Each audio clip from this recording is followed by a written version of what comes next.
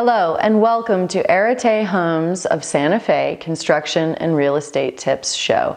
I'm your host, elle.seybold, and today I am here with Rob Gibbs, the owner and founder of Arete Homes of Santa Fe, and he's going to talk to us a little bit today about why you should choose radiant heat versus forced air heating and what are kind of the pros and cons of both. So Rob, would you mind kind of walking us through that decision? Sure. They're both great systems just to start with, so it really depends on what your personal choice might be. With radiant heat, you're going to have a nice controlled warm surface all the time, which is nice all through the winter.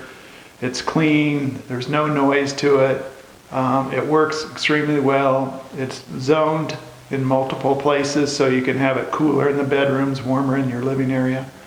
So those are some of the positive things. And it feels good on the feet. It feels great on the feet. The negative is it doesn't have cooling. Although there are some new systems out there that you can have cooling, but they're a little bit more complicated. On forced air heating and air conditioning, a more traditional system is that you're going to have warm air blown through a ducting system that's in the ceiling, and it's going to generally be only one thermostat to run the whole house. But you have not only heating, you have cooling. And the way the environment has changed over the last 10 years, more and more people in Santa Fe want air conditioning versus radiant heat. So we've gone predominantly with forced air heating and air conditioning as our standard. You can do both systems if your budget would allow it. Okay, that makes sense. I think one of the concerns I've heard about radiant heat is that it takes a long time to, change the temperature in a space. Do you find that to be the case? Well, you just have to plan for it. So yes, it takes maybe 24 or 48 hours for the temperature to stabilize. So generally, and I have radiant heat in my home, is in the fall as it's cooling down, as of this morning, I adjusted my thermostat so they'd start to heat up in the radiant heat. So by tomorrow, when it's supposed to be really cold, our floor should be stabilized at the temperature.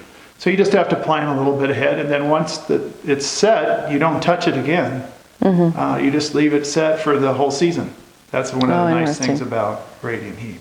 And I think there's also some concern around, maintenance of that system, that's a little bit more problematic than a forced air system. Again, I think both of them have their advantages and disadvantages. The forced air heating system is easy to change filters out, and they're all above ground and easy to access. The radiant heat system, it's just really a water flowed system through, and it just has to really be maintained maybe once a year. And then with respect to the forced air, I think some of the complaints I get is that it's loud.